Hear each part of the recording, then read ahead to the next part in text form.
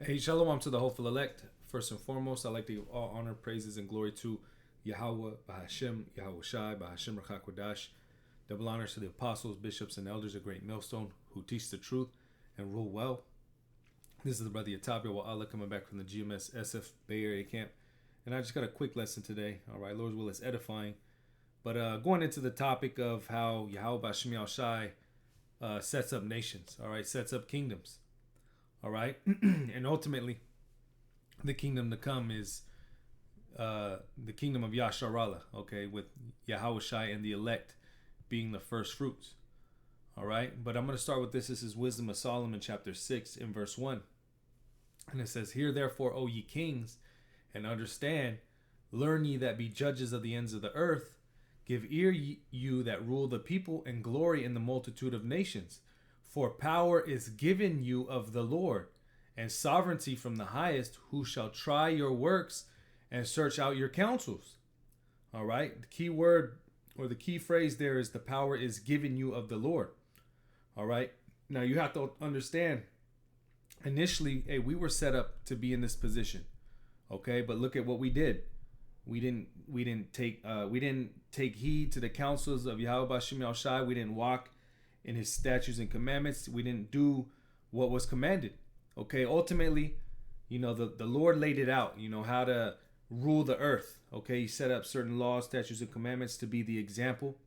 Okay, to keep everything in balance. All right, in righteousness.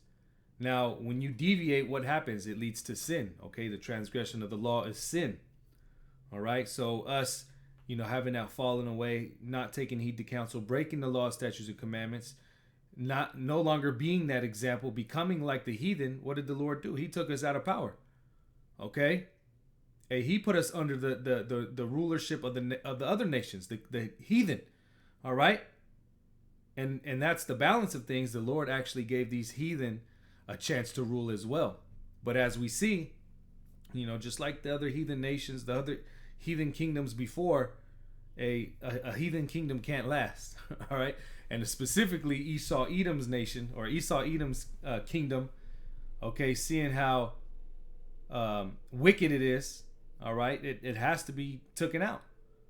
Okay, but it says, "For power is given you of the Lord, and sovereignty from the highest, who shall try your works and search out your counsels. Because being ministers of his kingdom, you have not judged aright, nor kept the law, nor walked after the counsel of the Most High. Horribly and speedily shall he come upon you, for a sharp judgment shall be to them that be in high places." All right, and again, when we were in the rulership seat, what happened? We went off. The Lord took us out of power. Now, fast forward to this day and age, with Esau Edom being in control, what's going to happen? Him not being a correct minister, okay?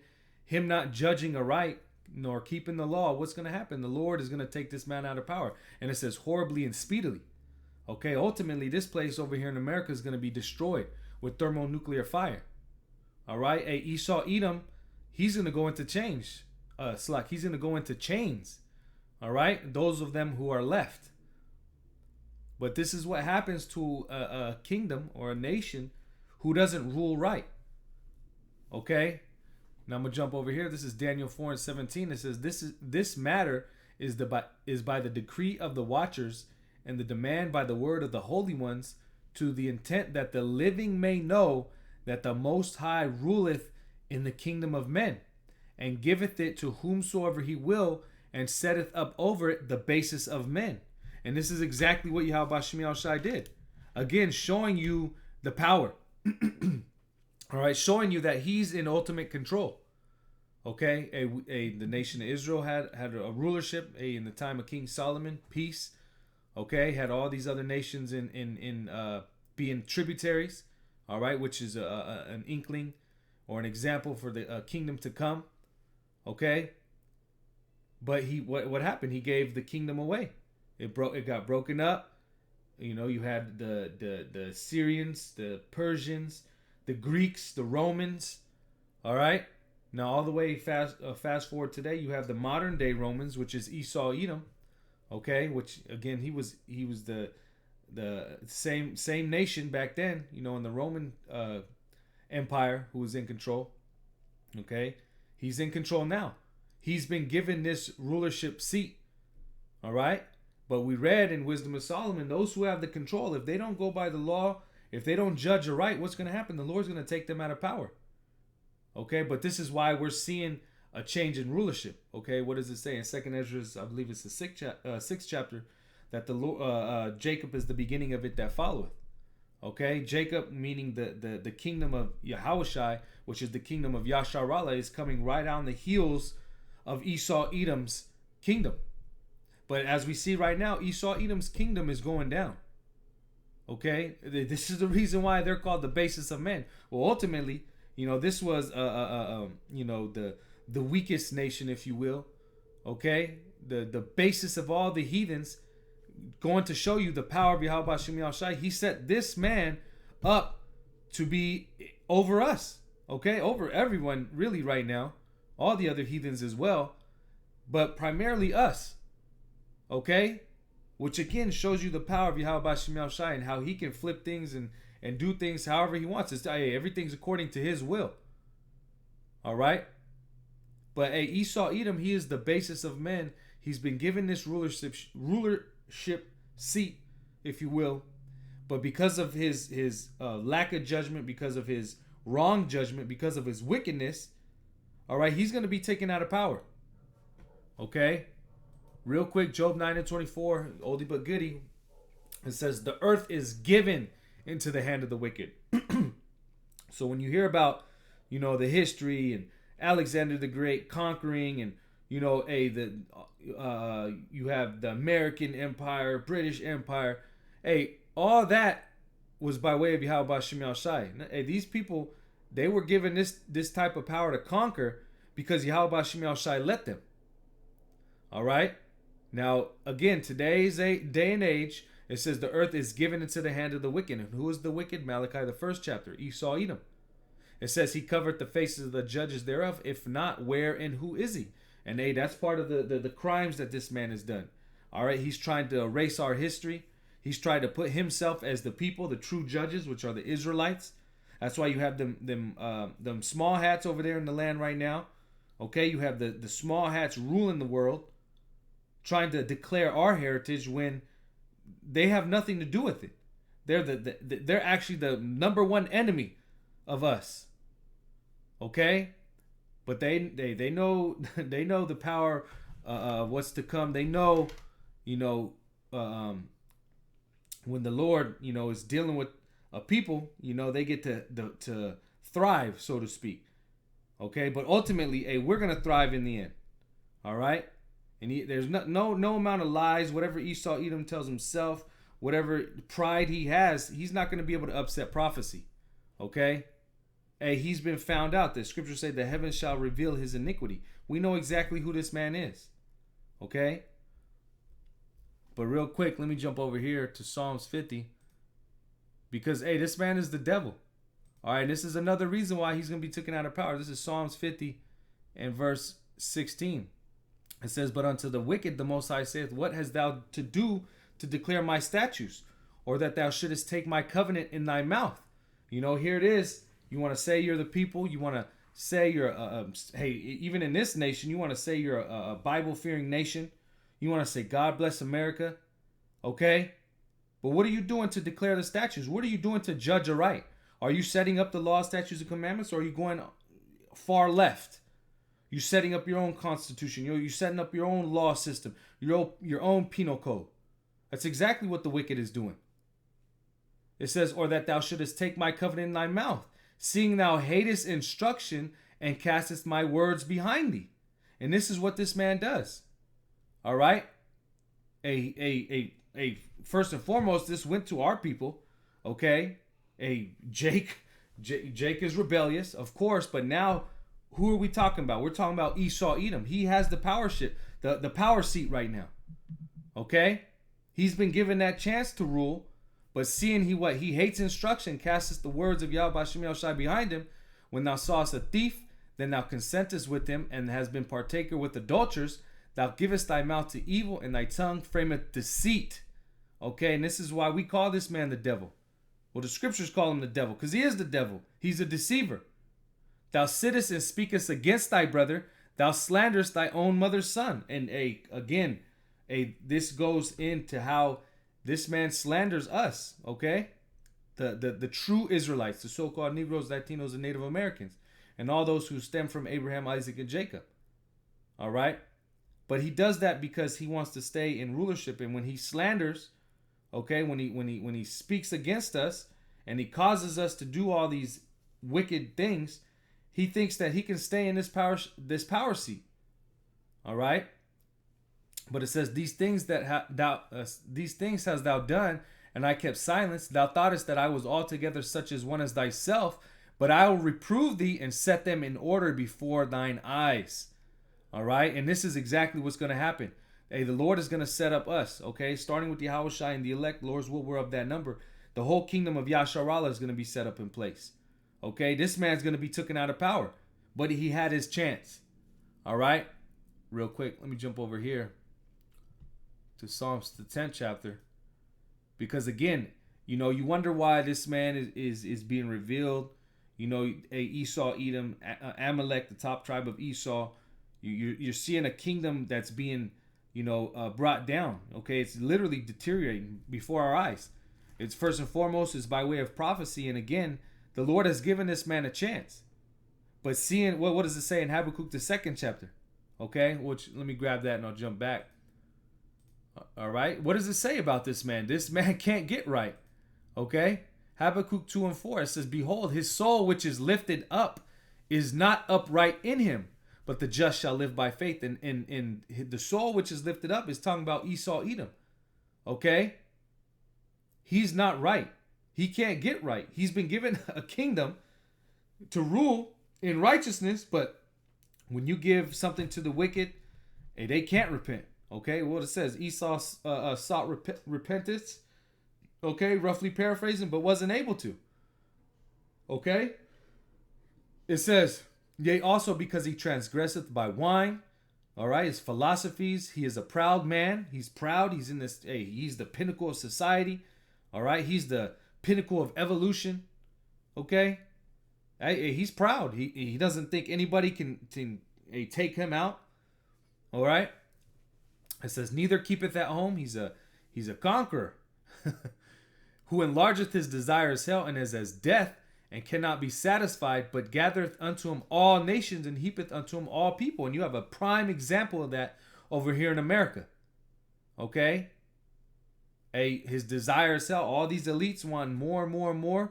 Put more hell on the people. I mean, the elder Yahawah brings this out all the time. These elites have enough money to go around to make everything cool.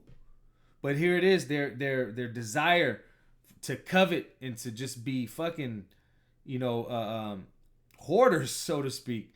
To not judge the world right. What happens? Shit goes to shit. All right, the world goes to shit. All right, but again, America over here, you have this little melting pot. All right. But let me jump over here, back to Psalms, the 10th chapter, because what does it say? Psalms 10 and verse 2. It says, the wicked in his pride doth persecute the poor. Okay, what is Esau? Just look at the history. All right, all you got to do is look at the history. Okay, what has he done to the Israelites? All right, he slaughtered them, raped, robbed, slandered. Okay, it says, let them be taken in the devices that they have imagined. For the wicked boasted of his heart's desire, and blesseth the covetous, whom the Lord abhorreth. All right, it says, the wicked through the pride of his countenance will not seek after the Most High. The Most High is not in all his thoughts. All right, and again, this is why he can't go on. You can't have a kingdom where you rule the world, which was given to you by Yahawashi, by the way, and to where you're not judging right. You're not even thinking about Yahawashi. How does that work? But we see how that works, and it doesn't. All right, we see that the wickedness that it pushes out. We see how the world goes to shit. All right, literally, the scriptures say, there no flesh be saved. All right. But for the elect's sake, the Lord is going to speed up the times. Okay. He destroys the earth. All right. It says, his ways are always grievous. Thy judgments are far above out of his sight. Yeah, he sets up these laws that are just crazy. You know, it just keeps putting more and more hell on the poor. It says, as for all his enemies, he puffeth at them. He has said in his heart, I shall not be moved, for I shall never be in adversity. And this is the pride of the so-called white man. But what did it say? It said, he's going to, the Lord is going to, what did it say? Let them be taken in the devices that they have imagined. Because they imagine what? Ultimate control. They imagine slavery. But hey, the Lord said exactly what they're going to go into. All right. They're going to be in straits. They're going to go into captivity. All right. It says right when they're about to fill their belly, right when they think they got total control and they're going to be able to enjoy everything that they set up. Hey, the Lord's going to take this man out of power and put him into slavery. All right. It says, verse 7, his mouth is full of cursing and deceit and fraud. Under his tongue is mischief and vanity. He sitteth in the lurking places of the villages. In the secret places doth he murder the innocent. His eyes are privily set against the poor. All right. And again, this is the wicked we're talking about. This is Esau, Edom. All right. You have a lot of the pundits, all these different truthers going into the elites and, you know, the big bankers and all this. But ultimately, they don't have the answers. And the true answers is what? From the scriptures. All right. And that is the wicked is the so-called big bankers, the ones who are in control, the elites. Hey, it's Esau, Edom. And primarily his top tribe, which is Amalek. All right, the ones with the small hats.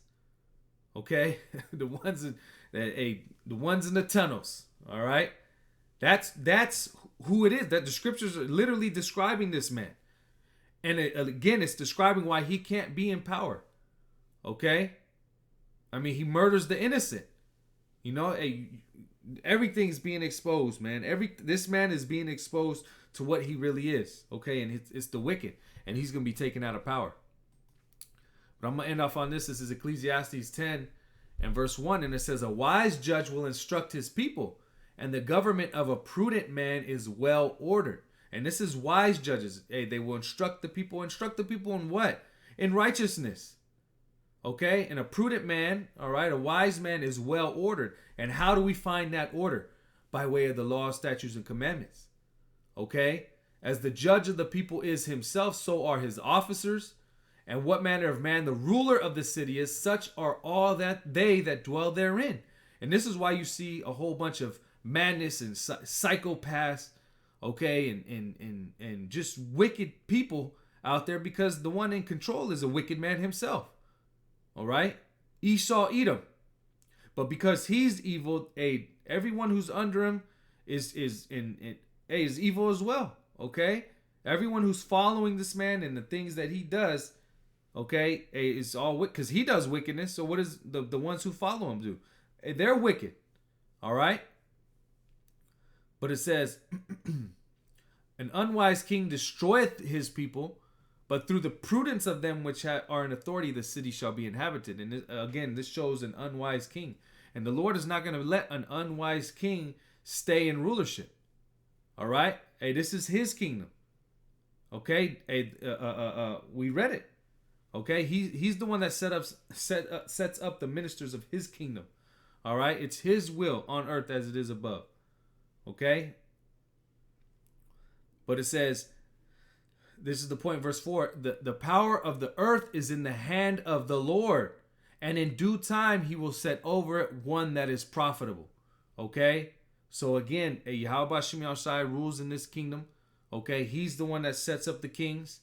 And in due time, which this time is approaching very fast, he's going to set up one that is profitable. And that is Yahawashi. All right, Yahawashi and the elect, and ultimately the whole nation of Yasharallah, okay, which is Israel. The true Israelites. All right. This man is going to be taken out of power. There's going to be no other heathen nations going to be ruling. There's not going to be a joint heirship with the other heathen nations. All right. Hey, they're going to go into captivity. They're going to be beat. They're going to have all that wickedness beat out of them. and it's just going to keep going until, they become tributaries. Even then, they're still going to be learning. Okay? Hey, but Lord's will, this is edifying. Once again, I want to give all honor, praises, and glory to Yahawah, Bahasham, Yahawashi, Bahasham Rachakwadash. Double honors to the apostles, bishops, and elders of Great Millstone. Shalom to the elect and above all.